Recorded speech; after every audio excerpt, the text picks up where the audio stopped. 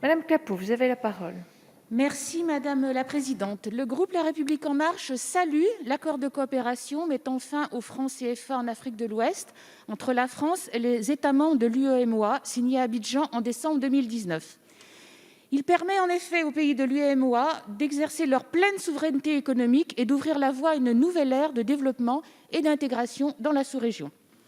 Alors, comme l'a rappelé le rapporteur, le vote par l'Assemblée nationale de ce projet de loi pour approbation de l'accord marque une étape historique qui en appelle d'autres sur le chemin de l'intégration de l'Afrique de l'Ouest.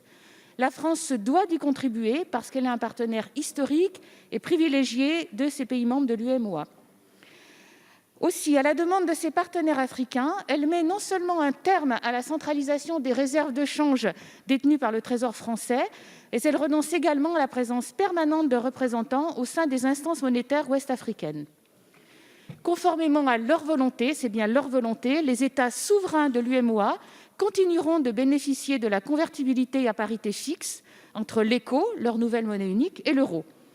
Cette parité fixe, maintenue à l'initiative des seuls États concernés, est susceptible d'évoluer selon la volonté de ces derniers. Avec l'entrée en vigueur du présent accord, la France sera en position de pur garant financier et non plus de codécideur, même si elle l'était dans une position très minoritaire. Alors je prône pour ma part une meilleure prise en compte de la monnaie électronique, parce qu'elle est très répandue, notamment dans le commerce alimentaire, parce qu'elle est notamment utilisée par les femmes et parce que cette monnaie électronique, plus fragile, davantage vulnérable face à des cyberattaques ou à des fake news. Alors la suite de l'histoire, elle se joue au sein de la communauté économique des États d'Afrique de l'Ouest, CEDEAO, qui mène, ça a été dit, cette réflexion sur la monnaie.